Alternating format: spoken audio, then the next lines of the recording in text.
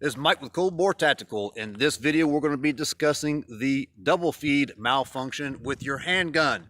The double feed has a bad rap as being the absolute worst malfunction you could ever encounter. I beg to differ. It's really not that big of a deal. The techniques I'll show you in this video, you'll be able to fix this in under 10 seconds repeatedly. I'll demonstrate it as well. It's super simple. Under 10 seconds, that goes on the assumption that your extractor is not damaged or broken. If it is, then no matter what the drill you use, you're not going to get it into fully functional capacity. I will include, towards the end of the video, a technique for actually clearing it to get it into a limited capacity if you need it in a crisis. So make sure you watch all the way to the end. Now, some of you may be technically minded. Yes, I understand that this is not a textbook double feed. A double feed would be very tricky to have with a handgun that's more associated with a rifle where two cartridges are actually jammed up into the chamber or the feed ramp at the same time. Here we have one round on the feed ramp, one in the chamber. This is what most people will refer to as a double feed when we're discussing handguns. For those who want the technical explanation, what we have here is a failure to extract and eject, further complicated by a failure to feed. Now that that is out of the way, let's get back to the programming.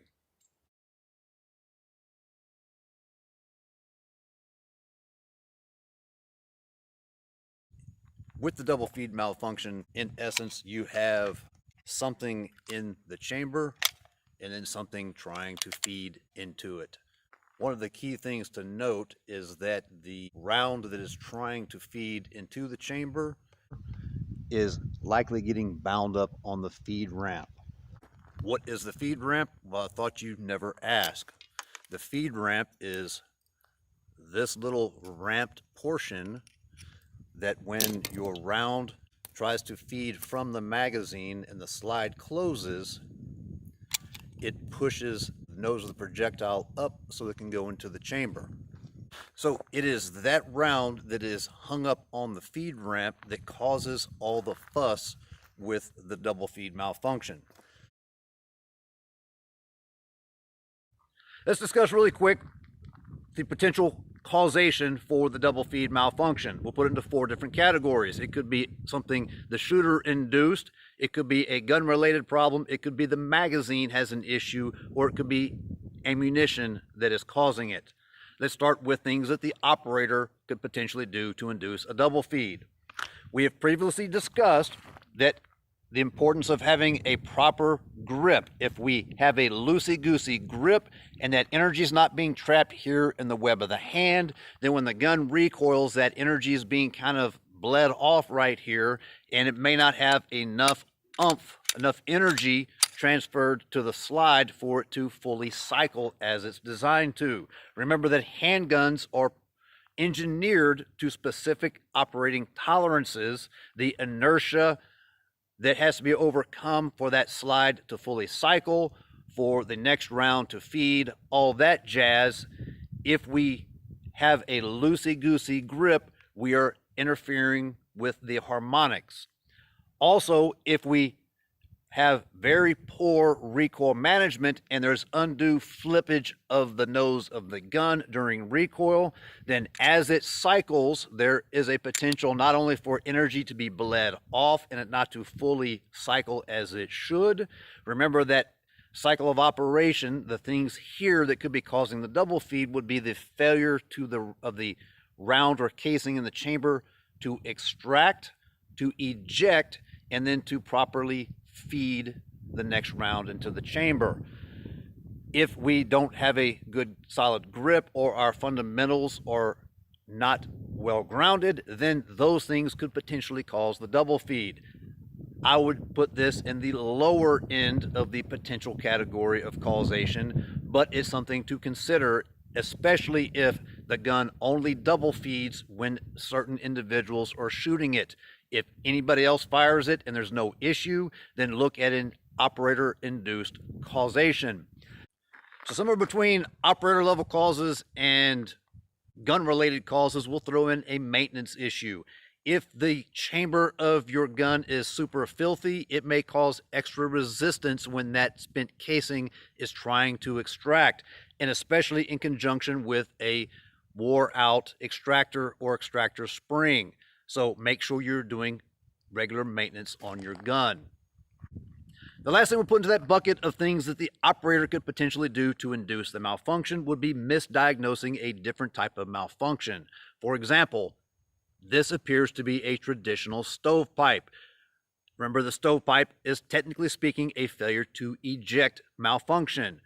When that casing fails to eject and clear out of that ejection port, more often than not, it also precludes the next live round from feeding out of the magazine and going into the chamber, but not always. Rarely, but it does happen, that next live round will load into the chamber, the spent casing will do some kind of funky acrobatics and then land back into the action as the slide is slamming forward. Hence, if we apply the slap rack OMG, I just caused a double feed.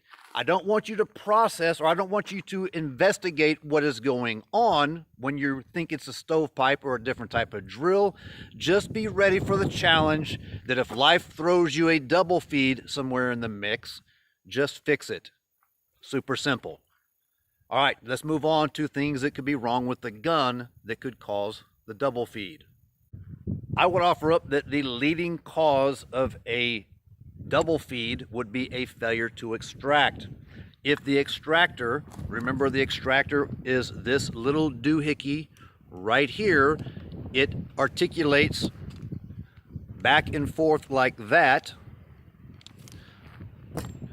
and its job, its sole purpose in life is to pull things out of the chamber that are in the chamber. When the slide closes and goes fully into battery, that claw latches onto the lip of the casing or the round that's in the chamber, and then when it opens, it flings that thing out.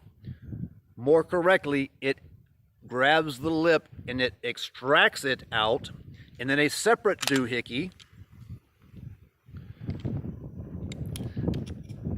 that little metal bar that's poking up right there, that is the ejector. That's what hits the bottom left corner in most guns of that case that is extracting, and it flings it out of the gun, which makes room for the next round to feed in. So if your extractor is damaged or broken, or it's gummed up, the springs are not working and it's not popping in and out like it should, if when the slide goes forward, it does not latch onto the lip of that case, or if, God forbid, that little lip right there is actually broken or chipped, then it won't be able to grab the rim of the case to extract it out of the chamber. Note that the extractor here is stuck in the outer position, outer range of motion, and you see that there's a piece of brass inside the chamber. When the slide closes into battery, that extractor claw is not falling into the notch as it should to pull it out. All that to say that the leading cause of it failing to extract in the first place would be that extractor has some kind of an issue. Another problem that could be gun related would be the recoil spring itself.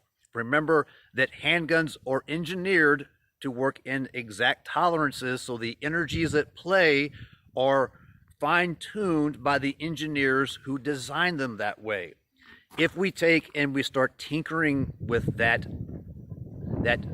harmonics or symbiosis by replacing things like the recoil spring so that we get a softer recoil impulse, or that we can shoot very weakly loaded ammunition, for example, for competition, and we start tinkering with the spring, then two things could happen. One, if the spring is overpowered for the ammunition that you're shooting, then you may get too soft of a recoil impulse and it may not fully extract that casing. I could envision this being more likely a culprit for the failure to extract and eject, resulting in a stovepipe or something like that. I would not think that an overpowered spring for underpowered ammunition, it would not come back far enough to load that next round.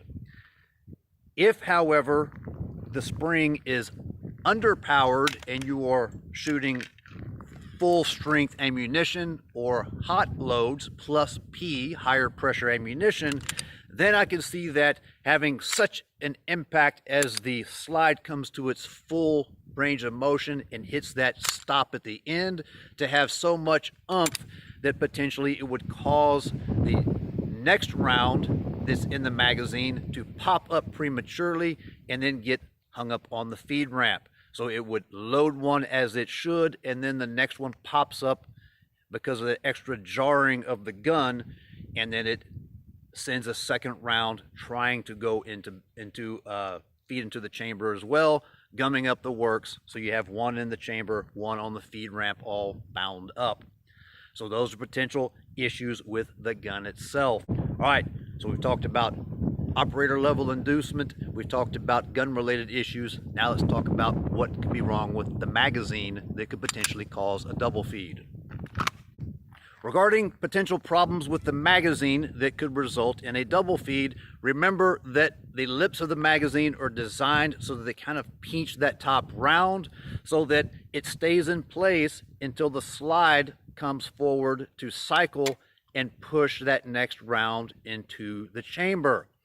If those magazine lips are bent, damaged, spread out a little bit more than they should be according to their tolerances, and especially in conjunction with that underpowered recoil spring, remember you have a lot more energy hitting that full stop when the slide comes to its full range of motion, that jarring could potentially cause that next round in the magazine to pop out, and then as the slide closes, now we have something in the chamber and we have something gumming up the works, trying to get up the feed ramp to feed. Other issues with the magazine, if you have the magazine spring has been wore out, then it may cause the follower to kind of get a little bit wonky. I'm less of the mindset that it will be a spring related issue. More likely than not, it would be the lips of the magazine. If you have a spare magazine and you've had multiple iterations of it coming to a double feed condition, then you may want to just ditch that magazine and put your spare in. It might be a magazine induced cause for that malfunction. If you narrow it down to a single magazine that is causing your double feed malfunctions, then I would say you have three options available to you. One, mark it so that you can use that for your malfunction drill practice. That's kind of a pretty cool training aid. Two, disassemble it, throw away the body of it, and keep the follower of the spring and the base plate for your spare parts bin. So if you have to refurbish another magazine later on, you have parts in the bin. Or take a hammer to the booger and then throw it in the trash. What you do not want to do is allow that magazine that's causing a malfunction to get back into the rotation of your self-defense carry. So those are the things magazine related. Lastly, let's discuss ammunition related causes. If you're shooting ammunition that is not in sync with your recoil spring strength, then it could be causing an issue. If you're shooting normal ammunition at normal pressures using a very, very weak spring, then it may have too much of an impact, that energy when it hits the full range of motion, as we've already discussed. Unless you're a competition shooter, I would recommend not tinkering with the design that your gun came out of the box. There's very few modifications that I actually would propose to you. Changing the sights out would be a good one. If your gun didn't come with glow-in-the-dark night sights, those tritium inserts, that would be something I would encourage you to look at. But as far as most of the internal machinations of the gun, it's best if we leave it as is. That is not some internet myth of OMG, you're going to get prosecuted to the fullest extent of your liberal prosecutor because you change something, because you change the recoil spring in your gun. That's because I want to make sure that your gun is functioning as it should be whenever, God forbid, you have to use it in defense of yourself or loved ones. So take it for what it's worth. I would encourage you not to tinker with the innards of your gun. Let it be. All right, let's move on. Now remember, I don't want you to think about, I don't want you to apply any conscious processing power to figure out what is going on with the gun. I want you just to recognize something isn't right, apply an intuitive fix. The two things that you may initially process this as would be a slide lock reload, because there will be a different recoil impulse with the gun. The slide will go to the rear, but it will not slam all the way back forward. You don't consciously think about this, but when the slide reciprocates to the rear, there's a little bit of a leverage flip, the pivot point being right about here, where the gun attempts to go like this, and then as the mass of the slide goes back forward, then it wants to rotate back. You're not thinking about this, it's just happening, and your mind is processing, oh, that's what normal feels like. Once you've shot the gun often enough, you will get to where you recognize when that slide reciprocates to the rear, but it doesn't try to lunge back forward. This is typical with a slide lock reload, or meaning your magazine is empty and you've encountered slide lock. Thus, that might be one way that you intuitively process this. If you're in the middle of a string of fire, you feel a different recoil impulse, and you notice that the slide is almost fully locked to the rear, you may think, aha, that's a slide lock reload. Refer back to the previous video on slide lock reloads, and this is one way that you might respond to what you perceive as being a slide lock reload, not realizing at this point in time that it is a double feed. Uh-oh, the magazine did not drop. It didn't drop because that top round in the magazine is hung up on the feed ramp like we just discussed. Or you may recognize it has a dead trigger. It went squish. It didn't go click instead of bang. It just was a little squishy, or it may have had a little click, but not like a striker or hammer falling. If you perceive it as being a failure to fire, then you may intuitively use the slap rack. Uh-oh, the rack didn't do right. It didn't fix the problem, and now you realize, oh crud, I have a double feed.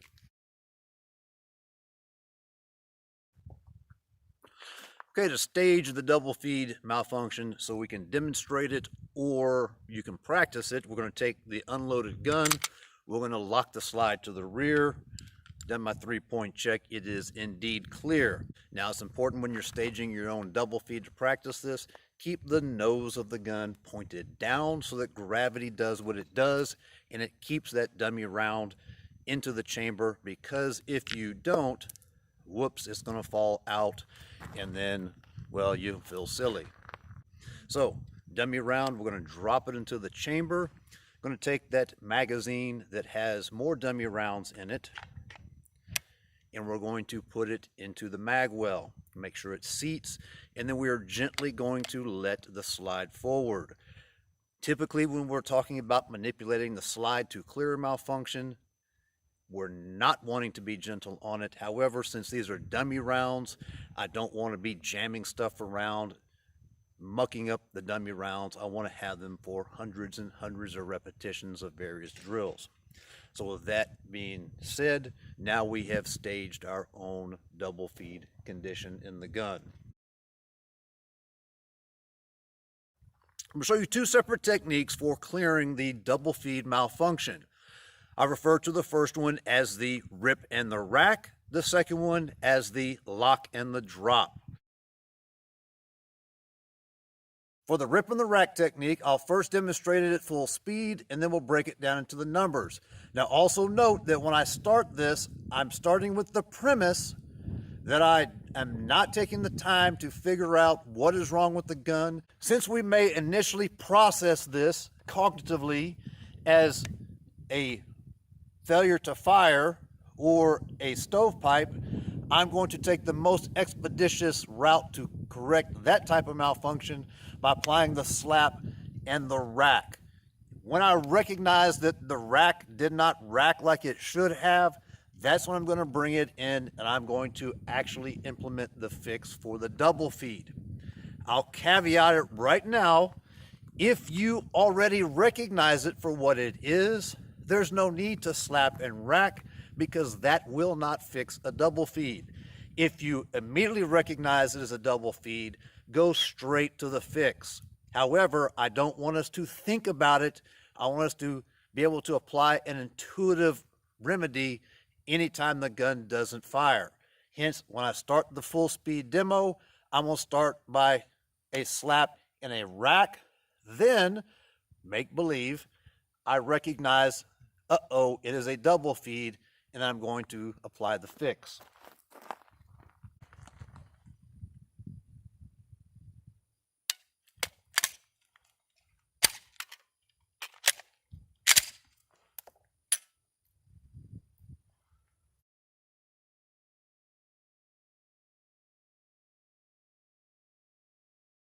The rip and the rack is my personal favorite, but it must be said up front that you need to have some kind of a base plate at the bottom of your magazine that will allow you to rip that magazine out with your support hand. If, for example, with this Beretta, if I'm using the magazine that does not have the weighted base plate on it, where it is nice and smooth, there is no material for me to grasp that magazine. Therefore, this is not a viable setup for me to use the rip and the rack. On this SIG 365 XL, even though it has a flush base plate, it doesn't appear that there's much room on here to get fingernails in there. If you actually look here on the front, there is a little bitty notch that you may be able to get your finger into and rip the magazine right out. That top round that's in the magazine will typically be protruding out a little bit further than it should be. To prevent that from being an issue, intuitively, when you rip that magazine out, we're going to grasp it a little bit more pronounced than we normally would for a reload by putting our support side index finger indexed on the leading edge of the magazine, and I'm going to use that to reseat that round in the magazine. Now, sometimes when we rip that magazine out, that round will be way forward, and when we pull it out and it's flipping up on the feed ramp, it may actually come loose. This is why it is very important that when we rip that magazine out, it completely leaves the gun. If, for example, that round popped out like a loose tooth and it's just floating around inside the mag well, if we do not fully pull it out and allow it to drop, and we try to slam that magazine back up in there, it ain't going to go in. When we rip that magazine out, we must make sure it comes completely out, and then we reinsert it before we do the rack. All right, so now we're going to go over step by step clearing the double feed malfunction using the rip and rack technique. We've already staged the double feed in the gun. As always, the first step when we have a malfunction is going to be take your finger off the trigger and index it high on the frame or up on the slide. Then we're going to bring our strong side elbow back into our rib cage, reminiscent of how we did it for the slide lock reload. As opposed to the slide lock reload, where I encourage you to use your support side thumb for the controls on the support side of the gun, we're not going to be able to just push the mag release button and have the mag fall, because recall that that top round in the magazine is likely hung up on the feed ramp, hence part of the double feed. This is going to require us to use our strong side thumb to press the mag release button. When we do this, for most people, we will end up sacrificing that strong side grip. Remember, the very last portion of this drill, we must reacquire that strong side grip. Otherwise, our shots are going to be all over the place. We're going to press on the mag release button with our strong side thumb while also grasping the base plate of the magazine with our support hand. And I'm going to rip the magazine out. Now, when I rip that magazine out, you're going to see that the slide will slam forward. If your extractor is working as it should be, then that extractor claw should have just wrapped itself around the rim on the cartridge case, so when you rack it here in a second, it will extract that round.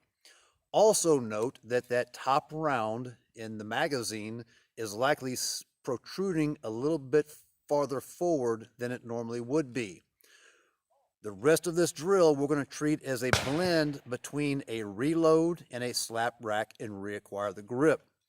To set us up for that, we're going to use our index finger to reseat that top round in the magazine, which also conveniently places it at the leading edge of the magazine so that we can efficiently get the mag into the mag well.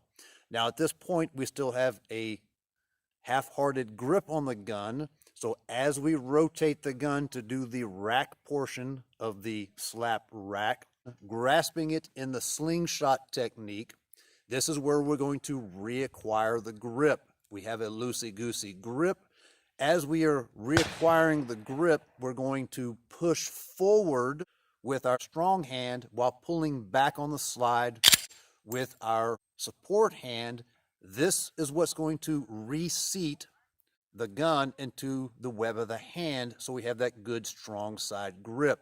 After we rack the slide, we're just going to jut that support hand back out like we did with any of the other drills and reacquire that two-handed grip and continue engaging.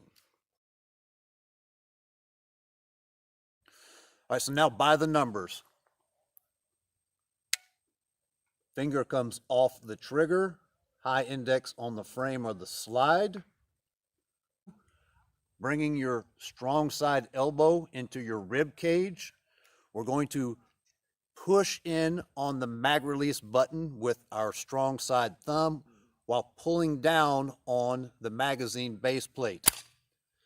That allows the slide to slam forward. Next, we're going to put our index finger high up onto the leading edge of the magazine to reseat that errant round and then reinsert it into the mag well.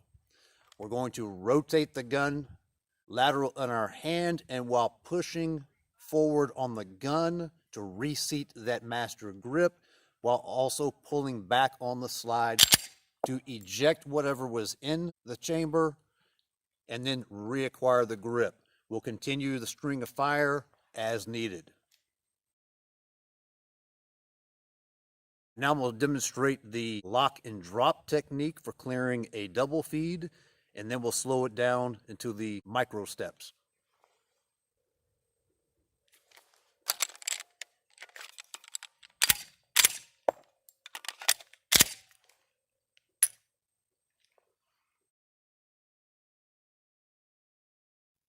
Next, let's talk about the lock and the drop technique for clearing the double feed.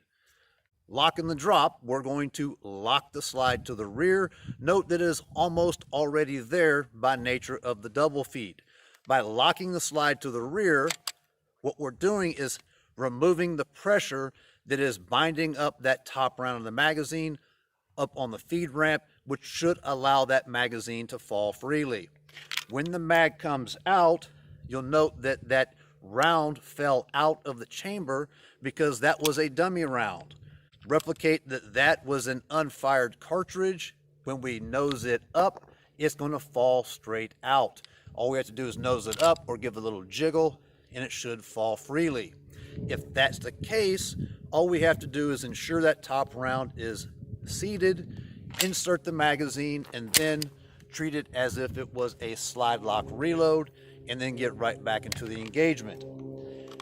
However, if you recall what I mentioned previously, is that more often than not, what I've observed is that that round that's in the chamber is a spent casing.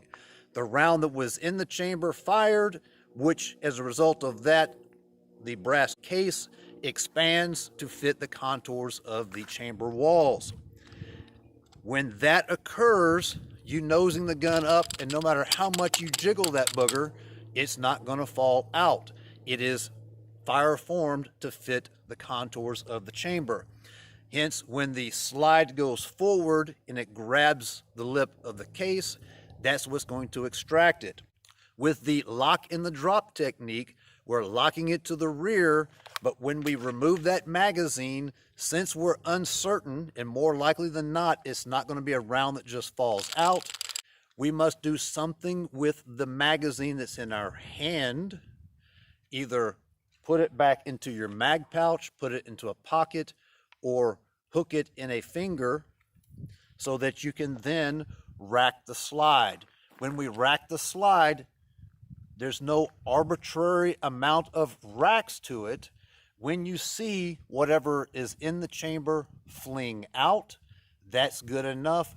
Reinsert the magazine. Spent casing extracted and ejected.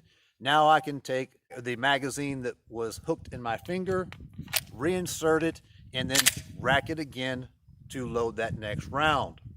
As you can see, that takes a little bit more time and effort, plus it takes a little bit of juggling skills if you're going to hook that magazine in one hand or another and not drop it. If you do drop the magazine as part of this and you're in the fight for your life, don't worry about picking it back up. If you have a spare, go straight to the spare, get that sucker in, and then get back into the fight.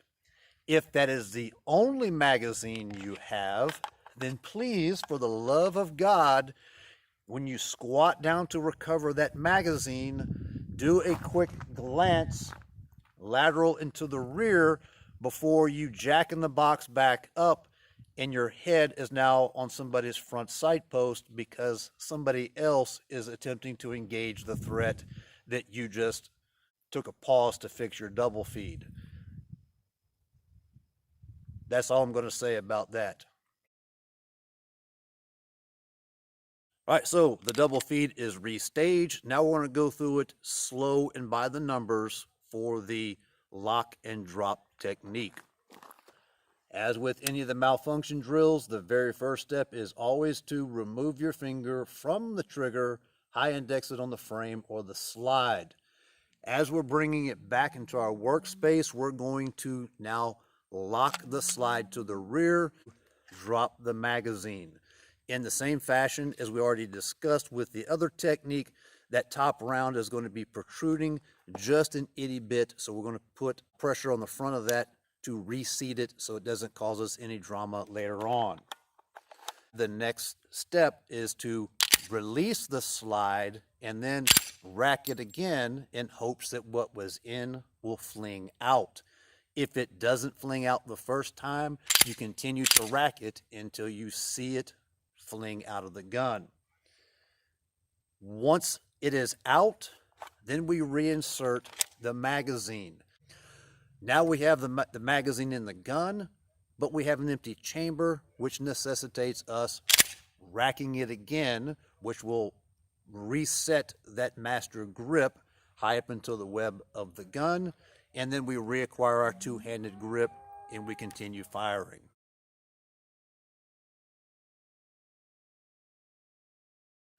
If we're using the lock, drop, and rack technique, when we go to rack the slide, we will likely see or hear that casing fling out of the ejection port. However, since we may be preoccupied with things, if we're in a defensive context, you may not see or hear that thing fling out. If you have racked it more than 3 times and you haven't had an audible or visual cue that it flung out, then pull the slide to the rear, inspect the chamber. If you see that it's clear, that's good enough. Get the magazine back in, rack it, and then get back up on the threat. Let's also discuss limited visibility considerations. For example, if this is at night and you can't see what is going on, or you have grit in your eyes, or for whatever reason that you can't see, if you did not hear the round fling out, then as you lock it to the rear and you rack it a couple of times, then you can take and put a pinky finger down into the chamber. If you feel the flat back of the casing, you know something's still in the chamber. That is an indicator that your extractor is likely inoperable, gummed up through lack of maintenance, broken, whatever the issue is. You're going to need a competent gunsmith to fix that. You're not going to be able to fix that Johnny on the spot in the fight of your life.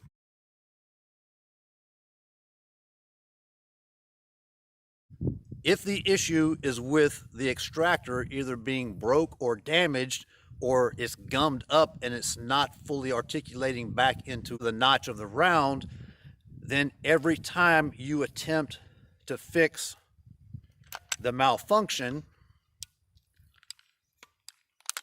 using whichever technique, it's not going to pull that round out of the chamber. You're going to continuously have a double feed every single time that you attempt the drill. Nothing is going to fix it rickety tick. This is something that's going to take a gunsmith to rectify. You just went from having a firearm in your hand to now a blunt force trauma type instrument. If, however, you're able to get behind cover, you have a little bit of time and distance from the threat, I'll show you a technique where we can at least get it back into limited operation. We'll use the lock and drop technique. Now you'll see that there is still a piece of brass in the chamber. It's not extracting that round, and nosing up and jiggling isn't getting it to fall free. If you have some type of a utility tool on your person, you can reach back behind that lip. The tip of this is doing the same function as that claw of the extractor would be, where you just take and gently pull it out and it will fall free. If you don't have such a tool on you, then you can likely just use your fingernail. I don't have long fingernails, but I can take and reach up inside here and it falls free. It's not in there with a whole lot of force, just too much force for it to fall free when you put the nose up and jiggle it. At this point, you'll take your magazine, reinsert it, rack the slide, and now you may only have a single shot operation, but one bullet is better than no bullets. Just remember, every single time that you engage, if it comes back to a double feed, then you may have to ditch behind cover and do the same thing over again. It is not ideal, but it's better than nothing. So those are some things to consider, but remember, we only do that if we're back behind cover and we don't have somebody right here up on top of us. A single shot gun is better than no gun in the fight for your life. However, at the first indication that you're having any extraction issues, you want to take it to somebody who can check that out and make sure that it is ready if you ever, God forbid, have to use it for self-defense. All right, next topic.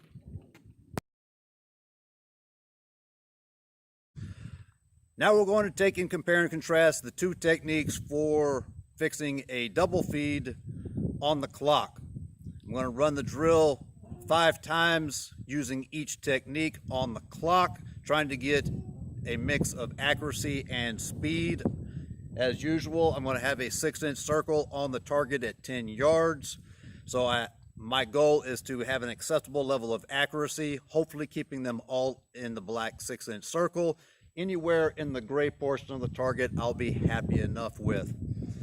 The other thing to consider is I'm going to incorporate the slap and the rack, because intuitively that is what I want us to do. The gun did not fire. Without trying to psychoanalyze to figure out what is wrong with the gun, I'm going to try to use the most expeditious technique, get it back into the fight. That's when I'm going to, I realize it's a double feed, and I'm going to execute both of the drills. Going to be starting this with a dummy round dropped into the chamber, and then I have a magazine that alternates live dummy, live dummy, live dummy, for a total of 5 live rounds or 5 iterations per technique. So we have a double feed condition, and I'm going to start the clock.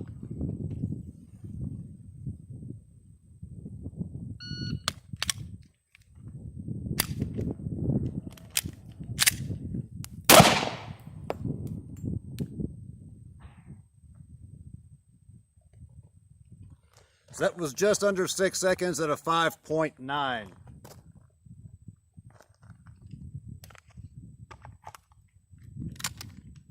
Going to restage it with the dummy round that I just pulled out of the chamber. And again.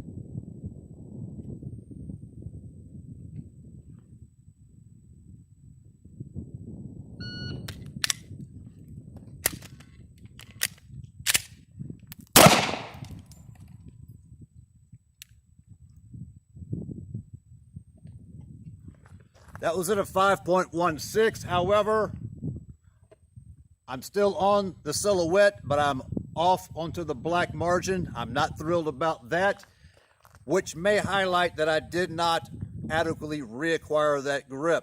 Remember, we still need to reacquire that strong side grip that we talked about previously. Dummy round back into the chamber. Restage the double feed.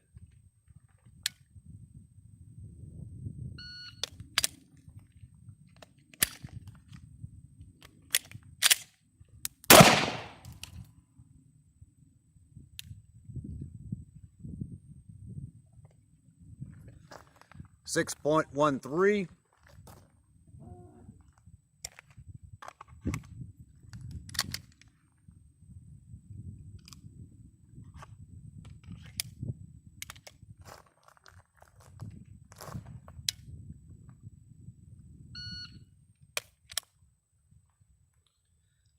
I got stuck inside my own head on that one, so I'm going to totally start that one over.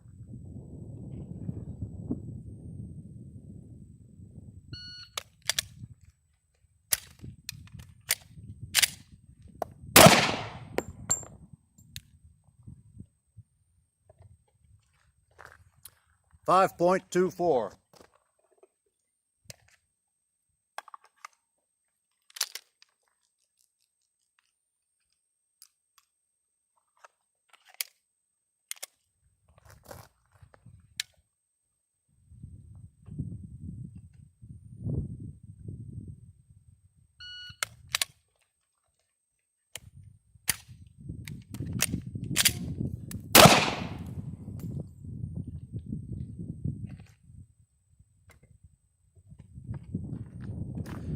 .16.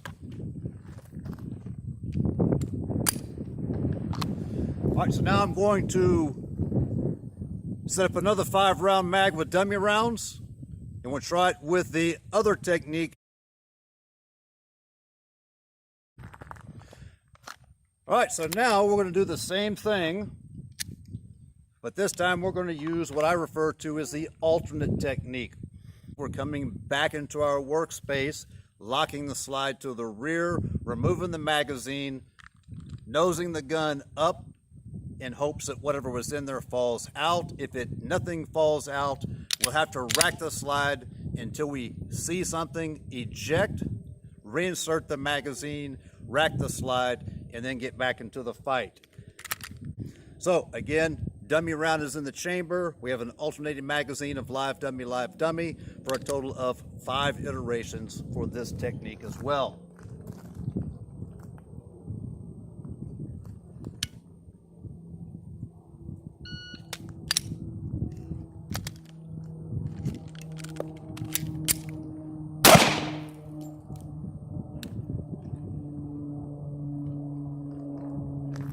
Six point two.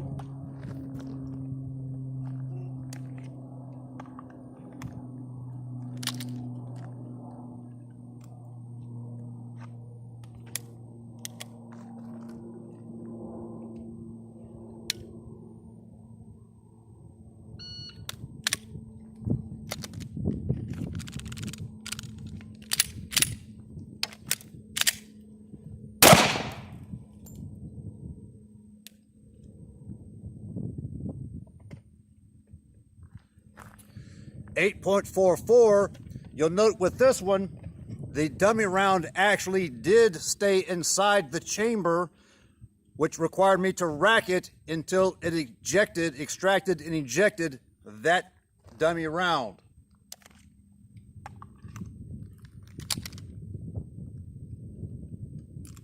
Normally, if it would have been a live round in the chamber, then it would have just fallen straight out when I nosed the gun up and jiggled it. Typically, if it's a fired casing, that's when it's not going to fall straight to the rear. We're going to have to rack the slide.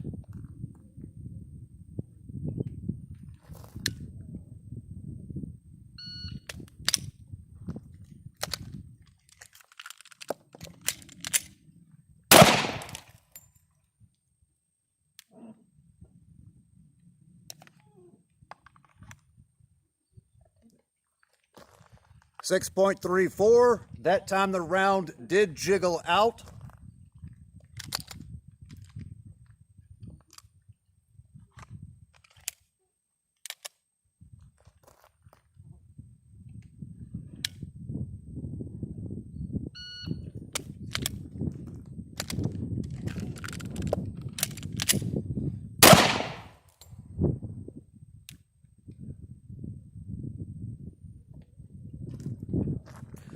.09.